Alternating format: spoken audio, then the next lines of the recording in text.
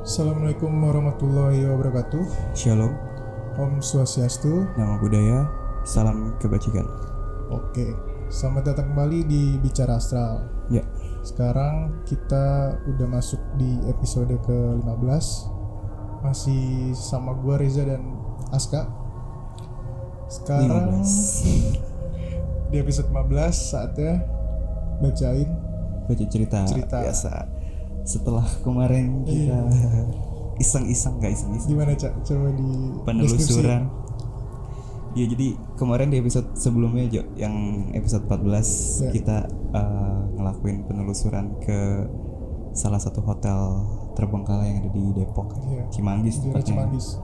Iya, terus jujur itu pengalaman pertama kita ini. Penelusuran pertama Perdana nih. dan rasanya Dan banyak banget ya, apa ya, di situ kita ngerasain sendiri ya, ternyata tempat-tempat kayak gitu auranya emang beda. Parah auranya emang beda gitu. Terus sempet ada yang apa namanya, ke-record juga suara. Iya, Ada suara. Terus ada pas di sana juga apa sih namanya, ada ya, kalau gue ya Iya, ini interaksi. ada interaksi gitu ke fisik.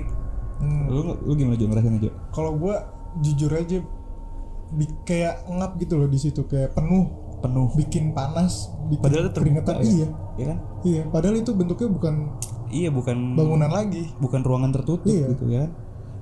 Kalau misalkan gimana ya, ibaratnya nih lu kayak lagi ada di satu ruangan penuh orang.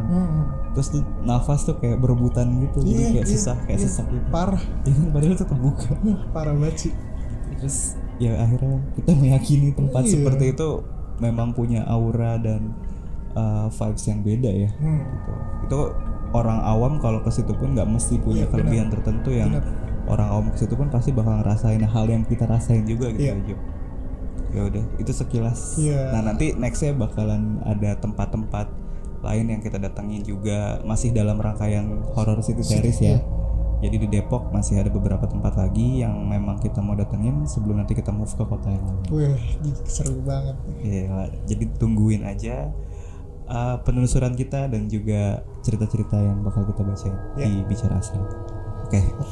Mungkin kita langsung aja nih. Iya. Untuk episode kali ini kita seperti biasa Kamis malam bacain cerita Jumat. kiriman yang masuk ke email kita. Oke. Udah ada 2 cerita aja ya Iya. yang mau kita bacain malam ini. Oke, cerita pertama dibacain sama Bejo. Oke, gue bacain ya. Halo, nama gue nggak usah disebut lah ya. Gue mau sharing cerita pengalaman sendiri nih. Mungkin gak serem-serem banget sih, tapi siapa tahu jadi hal baru buat yang dengerin. Oke, jadi waktu dulu pas gue kuliah semester 1, gue dapet temen-temen baru nih di kampus. Kebanyakan anak rantau. Nah, akhirnya kita sampai di libur naik semester kedua. Lagi ngumpul main gitu, ada yang nyeletuk ngajak jalan-jalan, tapi ke rumah salah satu yang anak rantau. Abis berbacot-bacot ria, jadinya ditentuin ke rumah si Jeki di Serang, Banten. Pertama emang sengaja yang daerahnya nggak mainstream buat liburan. Kedua, jaraknya bisa pakai kendaraan pribadi Depok Serang. Fix, akhirnya tujuan udah jelas. Terus tiba-tiba si Jeki nyeletuk gini, tapi hati-hati, rumah gue serem. Lu pada berani kan? Nah, dikira anak-anak, emang dia gak mau direpotin nih. Akhirnya bercandain setan kayak gitulah. Terus karena kepo, gue nanya ke Jeki, emang seremnya gimana? Nah, dia cerita tuh kalau rumahnya emang serem, banyak demitnya lah. Dan daerah Serang, Banten juga kan kita tahu untuk hal kayak gitu emang udah tokcer lah itu daerah. Tokcer. Nah, si Jeki bilang kalau dia di rumah selama ini pembantu nggak ada yang betah udah beberapa tahun. Pembantunya yang udah lama resign karena udah tua. Akhirnya nyari pembantu lagi, dan udah beberapa kali nggak ada yang lama kerja di rumahnya. Paling lama ada 5 bulan doang. Sisanya ada yang sebulan, 2 bulan, malah ada yang 2 minggu doang karena rumahnya serem. Lanjut diceritain sama Jeki tentang rumahnya. Rumahnya itu terakhir yang nginep di rumah lantai 2, tidurnya tuh temennya kakaknya Jeki. Cowok nih, ngineplah dia di rumah si Jeki. Terus intinya temennya ini tidur di kamar lantai 2. Di lantai 2 rumah dia cuma ada 1 kamar tidur. Jadi dari tangga itu ada kayak ruang tengah, ada meja komputernya. Sebelah kanan itu kamar dan lorong untuk ke kamar mandi di ujungnya, dan ada balkon kecil buat jemur pakaian. Sebelah kiri ruang komputer itu ada pintu sama kaca ke arah balkon gede nih. Jadi bentuk lantai 2-nya manjang. Kanan kamar tidur sama toilet, kiri balkon gede. Temen kakaknya ini tahu kalau rumah itu serem, jadi dia minta temenin kakaknya Jeki dulu di lantai 2 sampai tidur. Akhirnya tidur deh tuh. Kakaknya balik tuh ke kamar dia di bawah. Udah lewat tengah malam, tiba-tiba teman kakaknya teriak minta tolong, manggilin si kakaknya Jeki. Kebangun dong tuh serumah. Terus ke atas pas ditanya-tanya temennya ini pas tidur tiba-tiba kayak kebangun gitu. Akhirnya main HP, gak bisa tidur lagi. Pas lagi main HP, posisi kamar gelap, lampu mati, kayak ada bayangan orang di tembok depan dia.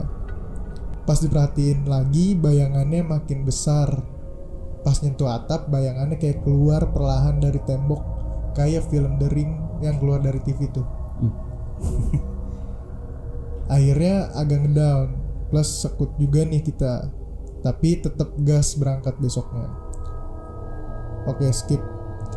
Ceritanya sampailah gue di rumah Jeki di Serang jam 7 malam. Pas nyampe kaget juga gue sama beberapa temen ngeliat di pot kembang depan halamannya ada pocongan kain putih gitu. Itu apaan Jack, pocong-pocongan di pot lu? Jeki jawab, oh itu mah buat penangkal kalau ada yang iseng. Oke sip, salah nanya malah makin drop mental. Akhirnya naik ke lantai 2 deh tuh, jadi yang berangkat ada 10 orang. Nah kebetulan karena si Jeki udah ngomong ke nyokapnya pada mau nginep liburan, disediain lah kasur di lantai itu. Jadi tidurnya di kamar 6 orang, di ruang komputer 4 orang. Karena gue pinter nih, inget cerita temen kakaknya yang di kamar lantai 2 itu, ngetek tempat lah gue di ruang tengah lantai 2 yang ada meja komputer. Gue ngetek di tengah lah, gak mau di pinggir. Next, abis naruh barang-barang, kita pada jalan-jalan gitu, muter-muter Serang. Akhirnya pulang jam 12-an sampai rumah Jeki. Karena gue orangnya berpikir 2-3 langkah ke depan, gue mikir deh tuh, kayaknya kalau gue tidur terakhir bisa kena iseng nih sama medi-medi di sana. Oke, gue mantapkan diri untuk langsung usahain tidur biar tidur duluan. Tiba-tiba gue inget udah tidur aja dan kebangun tapi masih merem. Udah sepi, gak ada yang ngobrol-ngobrol lagi. Sambil merem gue cuma ganti posisi miring lah biar PW tidurnya. Nah selama semenit 2 menit, tiba-tiba gue kayak denger suara cewek.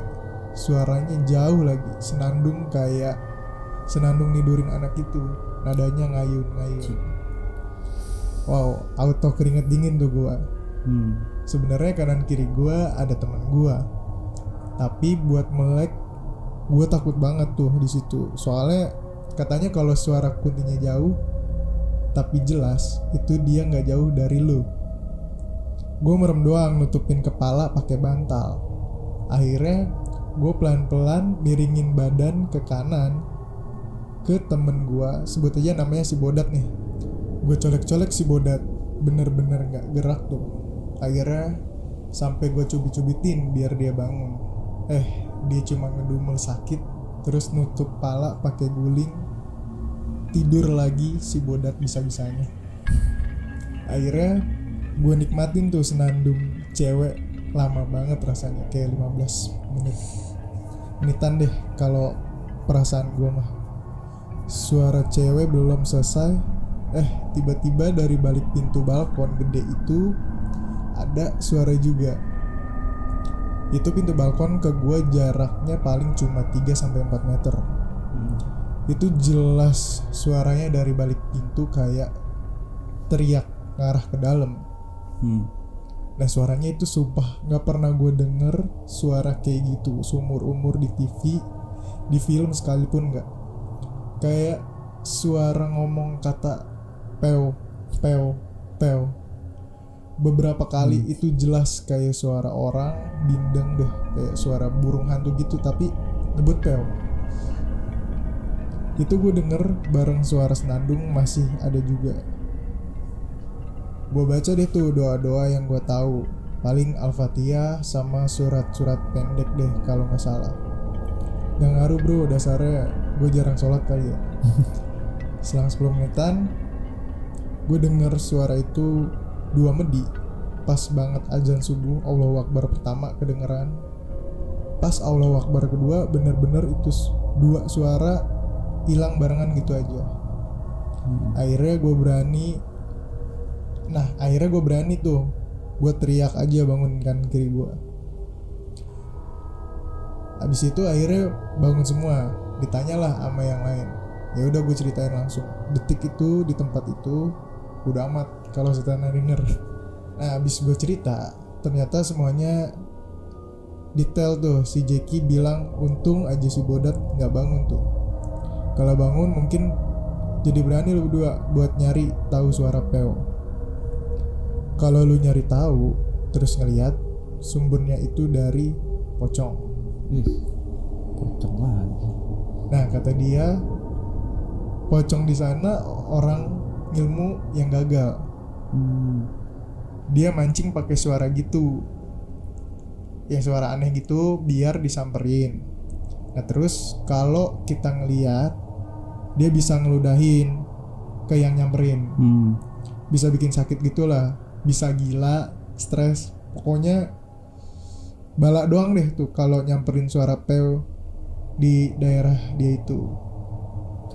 Nah pas pagi harinya kita baru sadar kalau di sebelah rumahnya itu terdapat kuburan.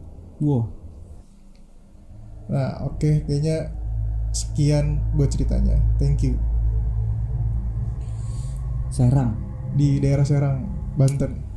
Serang, Banten. Ya. Tadi apa tuh dibilang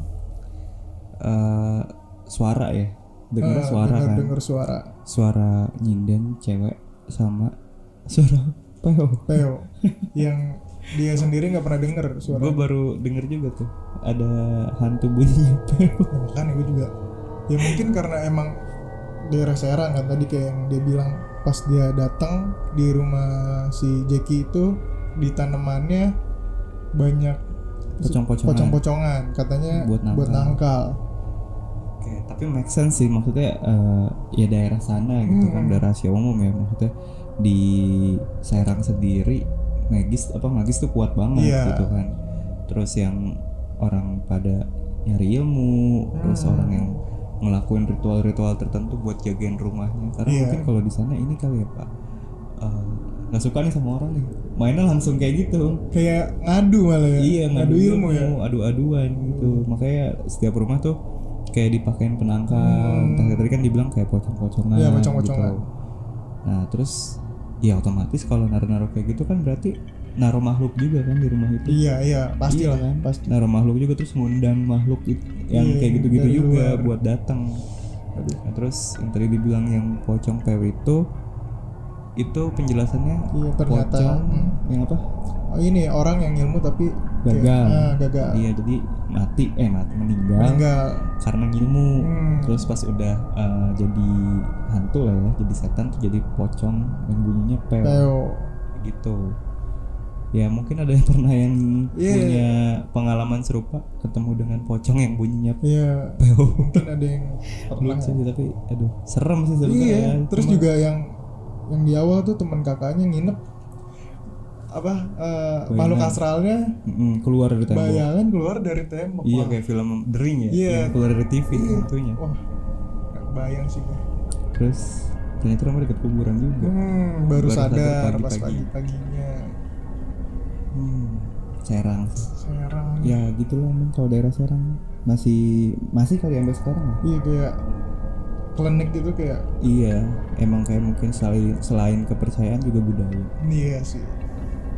Ya Itu udah. deh buat cerita. Terima kasih buat Mas yang nggak mau disebut namanya. Iya. Ceritanya dari Serang ya. Dari Serang. Oke. Oke. Next kita lanjut. bacain lagi cerita.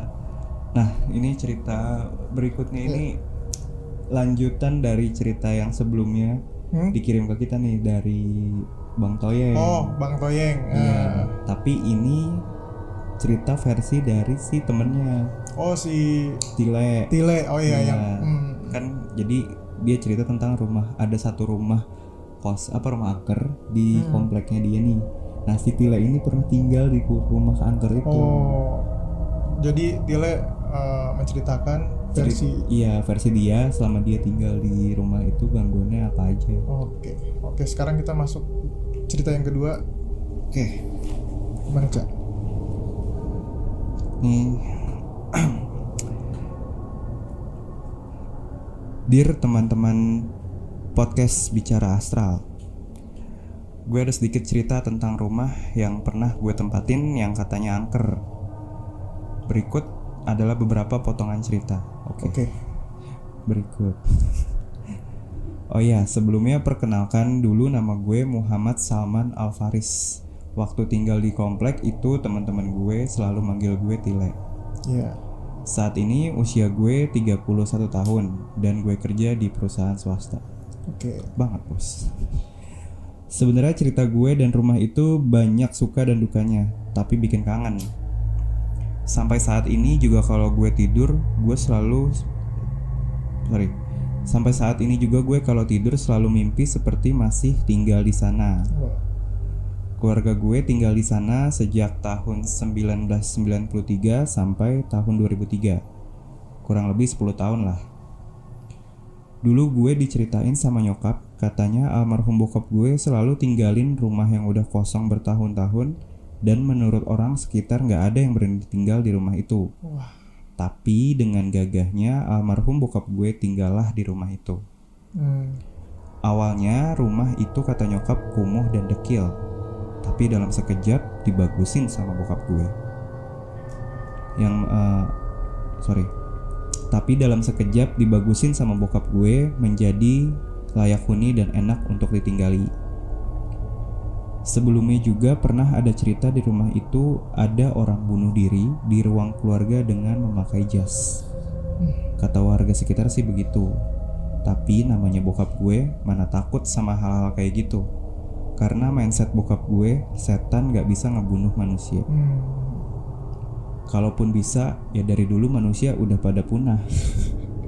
Bener juga sih. Singkat cerita, tahun 1997, usia gua masih kecil, kira-kira kelas 2 SD. Seperti biasa, semua keluarga berkumpul di ruang TV sambil nonton acara film yang dulu disebutnya Layar Emas RCTI. Anjir, lama banget.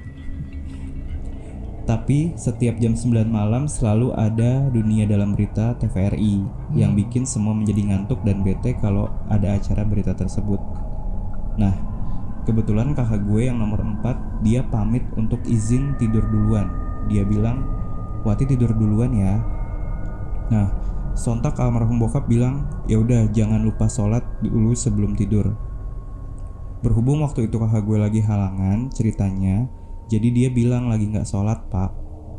Masuklah kakak gue ke kamar depan dengan posisi tempat tidur menempel ke jendela dan kipas angin dari arah kiblat. Oke.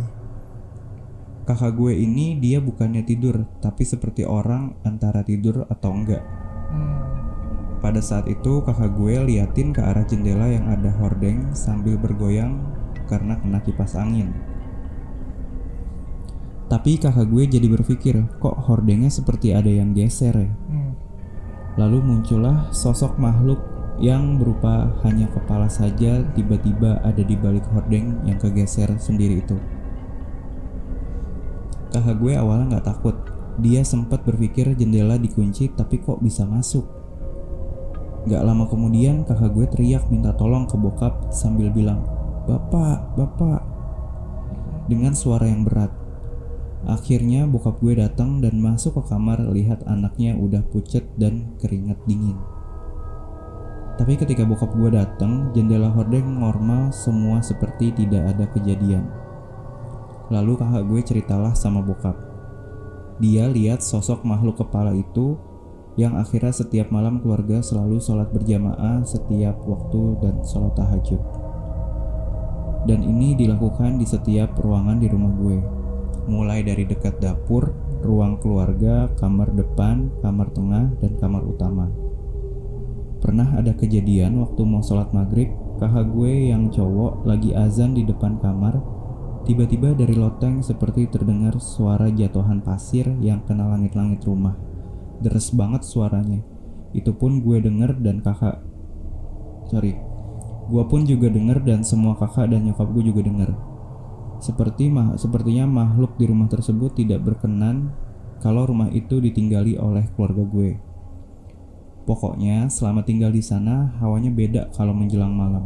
Mencekam banget, tapi kalau menjelang pagi sejuk banget. Pokoknya nyaman deh.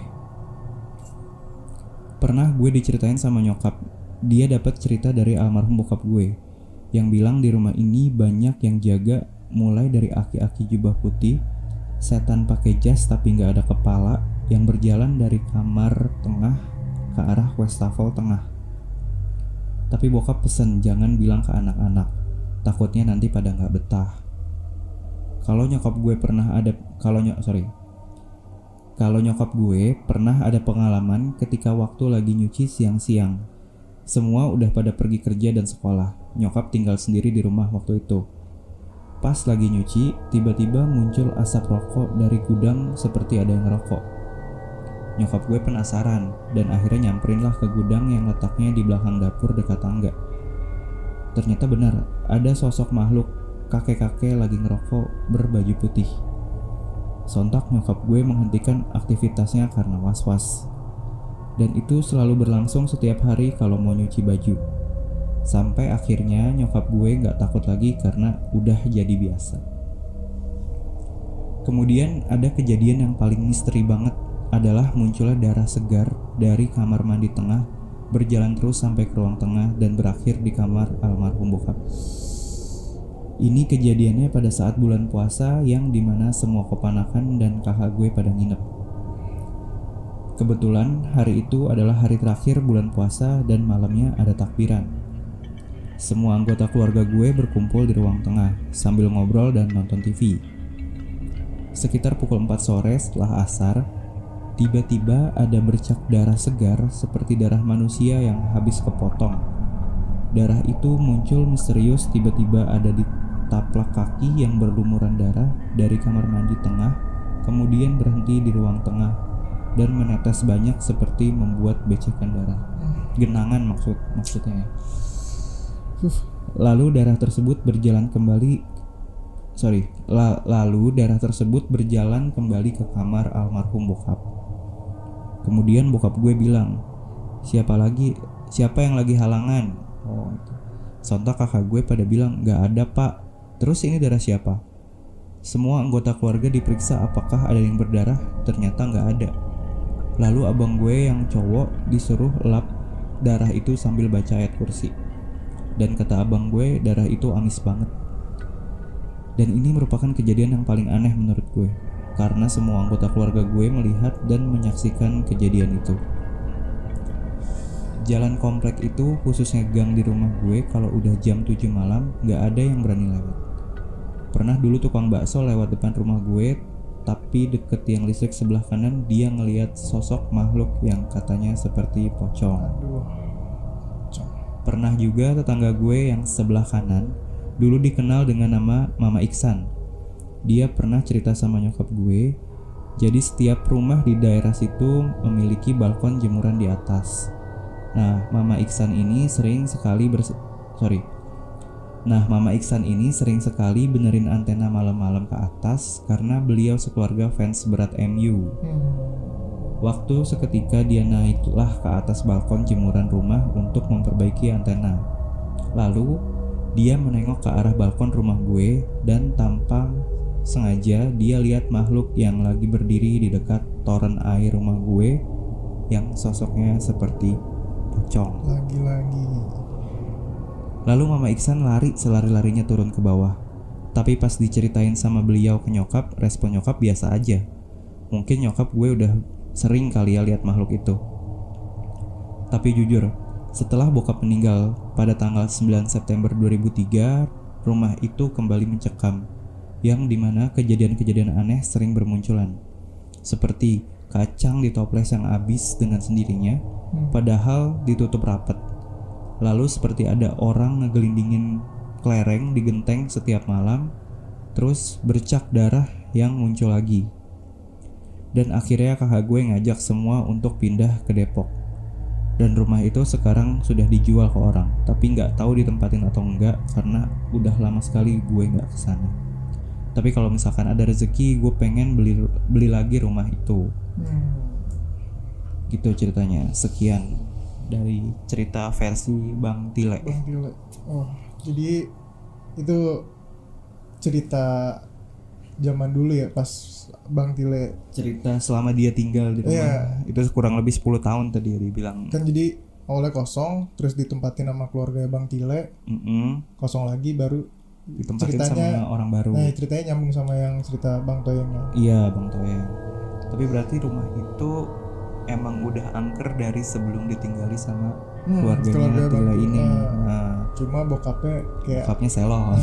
Bokapnya kayak ya udah gitu, setan nggak bisa ngebunuh manusia. Emang benar. mungkin dilihatnya lebih kayak skeptis lah sama hal Iya, kayak gitu. lebih skeptis. Dia percaya, cuma dia nggak mau takut sih. Iya. Kalau gue lihat ya dari yang dia ceritain gitu tentang bokapnya. Karena bokapnya sempat ngelihat Iya, ini. padahal bokapnya ngelihat sosok-sosok yang Iya ada kan, di rumah tadi dibilangin tuh ada kakek-kakek yang pakai jubah putih, terus yang pakai jas, nggak ada kepalanya. Cuma kan dia nutupin nih biar anak-anaknya nggak parno gitu. Terus nyokapnya juga sering ngegepin lagi sebat kan. Kakek-kakek Habis makan ya. habis makan, Sebat. habis makan ini Wudut. wudut turu gitu. Tapi aduh, gak habis pikir sih, kayak frontal banget sih ininya, apa kayak Iya. kejadian mistis sama makhluk-makhluk astralnya nunjukin eksistensinya tuh bener-bener apa sih namanya, frontal gitu ya, kayak nggak ada, maksudnya kan biasanya kalau itu cuma suara-suara, ini tuh bener wujud darah itu yang nyata banget sih. parah sih, darah ngalir udah gitu sampai ngegenang gitu kan, berarti banyak darah dari ruang belakang terus ke ruang tengah, darah Kak. Aduh. Ya mungkin dulu ya nggak tahu, kita juga nggak tahu ya sejarah rumah itu, mungkin ada kejadian Tapi kan tadi dibilang ada yang pernah bunuh diri. Oh iya, Ada yang bunuh diri di ruang tengah. pakai jas. Itu kan salah satu jadi sosok astral reservoir yang, energinya. yang akhirnya bergentayangan di rumah itu dan dilihat sama bokapnya juga. Ini banyak banget sih berarti ini rumahnya makhluk di rumah itu. Iya, sampai warga aja nggak ada yang berani lewat situ. Terus juga pernah ada yang lewat tukang bakso, Ngeliat poci, terus poci. tetangganya ngeliat itu juga. Iya, ngeliat sosok yang sama. Bang Toyeng tuh terakhir Iya. ngeliat ibu-ibu depan rumah, tapi itu setelah ditinggali ya. Iya, Setelah udah nggak ditinggali sama keluarganya Bang Tile, terus dibeli tapi belum ditempatin Iya, orang, direnov. Terus ngeliat ibu-ibu diri di depan situ pakai mukena. pakai mukena. Banyak berarti sosoknya. Gila, itu rumahnya kayak jadi tempat uji nyali cocok. Apa kita harus datengin? Apa kita rumahnya? harus penelusuran ke Aduh. ntar tanya kali ya bang rumahnya di mana ya bang. Kita datang ya. Tapi kacau sih Aduh sampai ya segitunya. iya. Tapi belakangan cerita yang masuk ke kita tuh kebanyakan soal rumah ya Jo ya. Iya. Ya kan Udah. kemarin cerita rumah, dua cerita kemarin tuh. Iya. Sekarang rumah nih yang tadi rumah yang di Serang tuh sama Iya, di sekarang Serang. yang di ini enggak kompleksnya dari daerah mana sih? Enggak disebutin. Kayaknya yang di Bangtoeng sebutin tapi kita lupa. Iya, pokoknya deh kayaknya kalau setahu gue sih dia tinggal di daerah Ciledug ya. Mungkin daerah-daerah situ. Aduh, ya udah. Dua cerita yang cukup serem sih. Ya apalagi yang ini yang Serem sih. cerita dari Nggak Bang cukup Tile. serem. Gila sih. Layak. Hmm. Oh iya ada layak tadi ya. Yang kakaknya awal-awal tuh Berarti di Ciledug ada layak yang di Kalimantan doang ya. nggak di Bali, nggak di Merantau dia. Kalimantan. Anak rantau nih layak. Mungkin itu kepala yang sosok pakai jas nggak tahu ya. Kan Iya, kepalanya nggak kepalanya tanpa nggak kepala ada. kan. Tapi nggak dikasih tahu cewek cowoknya Nah, iya sih. pasti palanya itu. Kalau cowok mungkin kepalanya yang pakai jas. Iya. Yang pakai jas kan pasti cowok kan. Kok iya gantung diri pakai jas tapi pas residual energinya nggak ada kepala itu gimana? Emang sampai putus gitu. Ya nggak ngerti Kalau makanya. dia bunuh diri, gantung diri kan berarti pakai Tali, tambang atau iya tali ya. biasanya. Masa sampai putus sih gitu sih. Makanya, ya serem banget sih. Anjir. Aduh. Ya udah. Gue merinding. Enggak, gue merindingnya pas yang baca darah itu. Darah Iya. itu sih Ya gue juga ampun. denger kayak Kayak lu, darah ngalir gitu. dan nggak ada yang luka, Nggak ada yang luka, nggak ada yang lagi halangan. tapi ada darah. Ya orang kaget Hmm. terus juga kayak nggak percaya apa campur aduk lah. Kayak Nih aneh-aneh sempat cerita dua cerita. Yang pertama pocong bunyi Pel. pel. Yang kedua ada darah ngalir ke dalam rumah. Epic. Ya udah.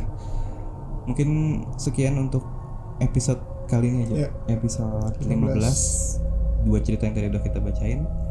Buat yang masih mau mengirim, bukan masih mau, buat yang punya pengalaman serupa. Iya. Kita masih tungguin cerita kalian yang bisa kalian kirimkan ke email Bicara Astral. Emailnya nanti kalau kita cantumin Iya, di di kolom deskripsi. deskripsi. Terus mungkin bisa juga kalau yang males email bisa nge-DM Iya. atau nge-voice note. Boleh. Ada bisa. sih yang nge-voice Iya. note kan waktu itu. Nanti kita yang jasa ketiknya kita. Ya udah. Ada lagi Jo yang mau ditambah Jo? Ini Spotify juga Pak. Oh iya. Kita masih seperti biasa untuk cerita kiriman kita update di Spotify dan di YouTube juga. Iya. Tapi kalau untuk penelusuran enggak ya? Ya enggak lah. Cuma di YouTube. Iya. Karena suaranya bising Iya. kalau lagi penelusuran. Terus jangan lupa apa? Seperti iya. biasa. Lu aduh, Spesialis sih gue. spesialis sih ya. Oke. Kalau Kalau punya daya tarik tersendiri. magnet dong. Nah, oke jadi kalau kalian suka sama video kita, jangan lupa buat di subscribe, di like, Ya. di komen dan juga di share. Ya. Terus Oh iya, jangan Pak. lupa jadwal update-nya Oh ya, masih seperti biasa hari Kamis malam dan hari Minggu malam.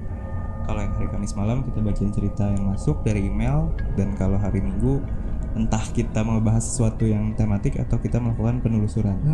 Jadi tapi kayaknya lebih seru penelusuran. Ya? Telusuran sih. Kayak. Nah kalau ya semisal ada request di tempat ini bang, di tempat ini boleh, Iya, boleh bener banget, bener boleh banget. banget. Rekomen tempat. Rekomendasi tempat-tempat yang punya sejarah ya, Jo, ya. Hmm. Jadi bukan cuma tempat angker aja, Iya. tapi kita lebih kayak menelusuri tempat yang punya historis. Iya, sejarahnya gimana sih sejarahnya? Sejarahnya seperti apa, terus kenapa sampai dia bisa dilabelin sebagai tempat yang angker Bener banget. gitu. Oke, sekian kali ya dari episode ke-15 kali ini kita sudahi. Gua Aska undur diri. Gua Riza pamit.